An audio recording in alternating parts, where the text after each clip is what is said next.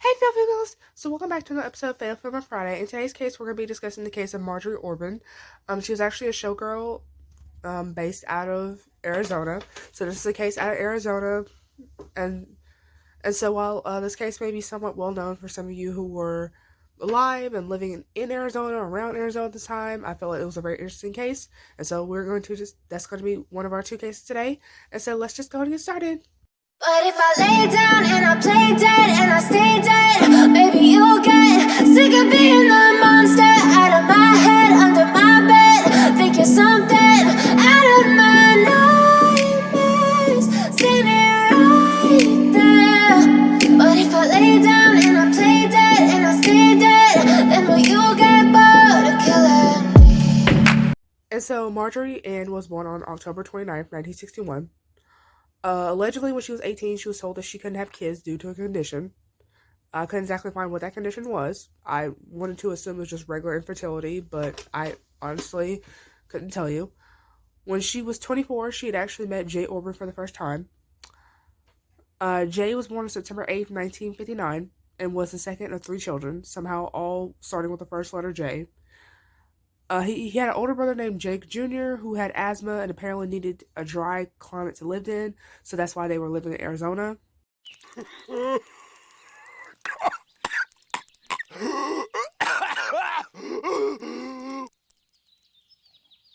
What kind of place is this?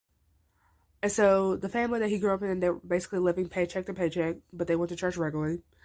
When Jay was born, both parents are said to have better paying jobs, and Jay was able to have, basically a regular childhood that one would have in the 60s.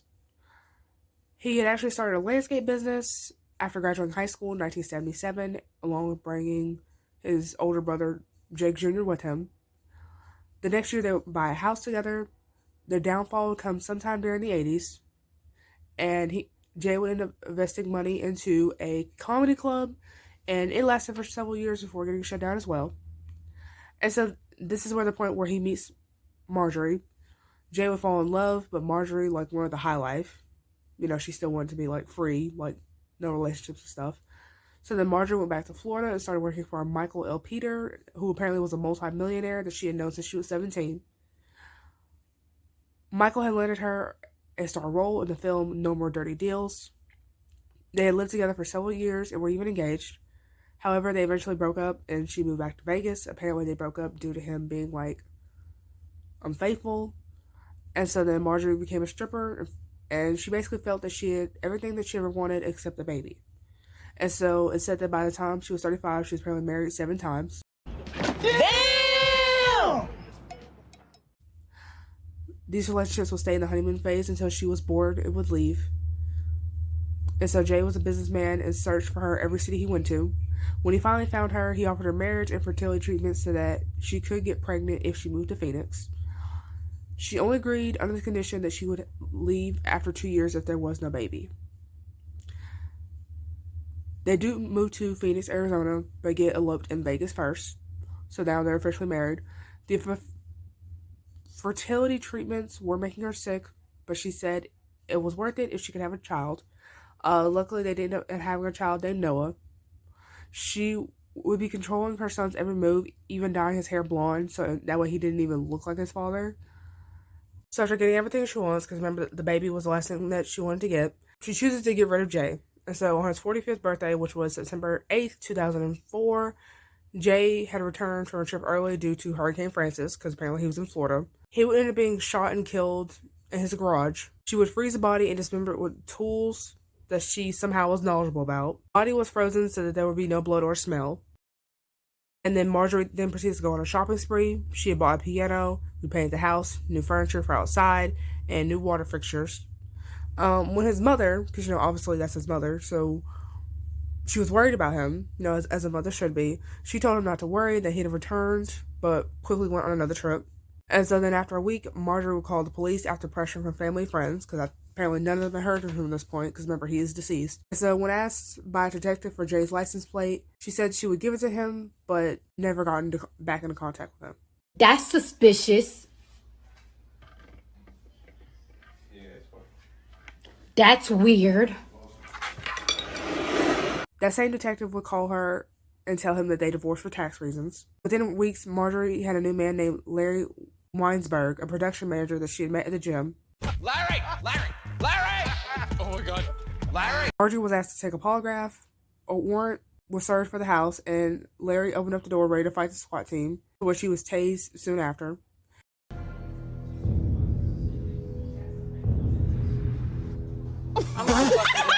There ain't funny, Tammy. Don't start laughing. Jay's credit cards were found, which was seen as proof that he did return but didn't leave again.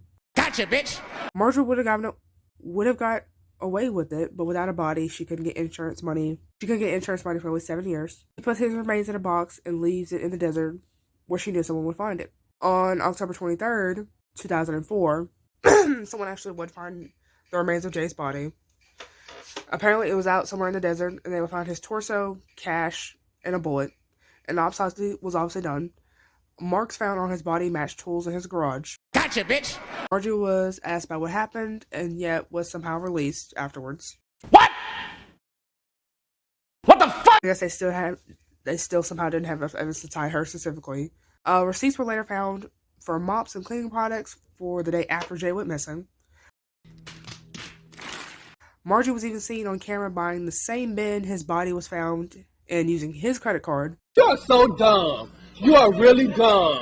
For real. It was discovered that acid washed the garage floor and then epoxy coated it to remove any trace of blood, and apparently it had worked. Write that down. Write that down. Larry was even said to be a suspect at one point, but was never charged in exchange to testify against Marjorie. On December 6th, Marjorie was arrested and charged with Jay's death. Noah was sent to go live with his uncle Jake, remember Jake Jr. Marjorie claimed at one point that Larry had killed Jay, but threatened Marjorie to keep quiet or he'll kill Noah.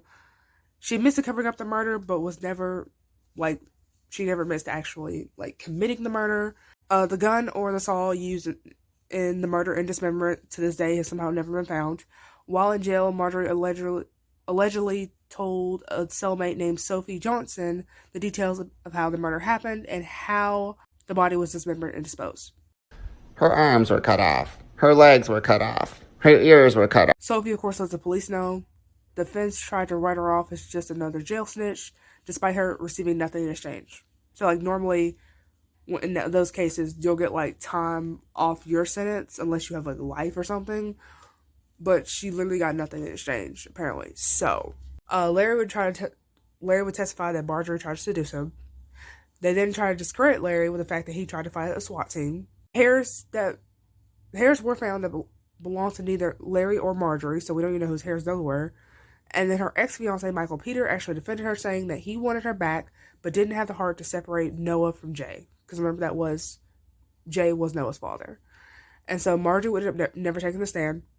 The jury was out for 8 hours before coming back with a deal. Marjorie would get life in prison without parole.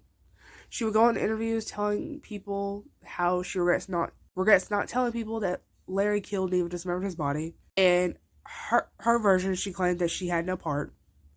When asked why she didn't call the police, she claimed to be scared. Marjorie was said to try to appeal her conviction.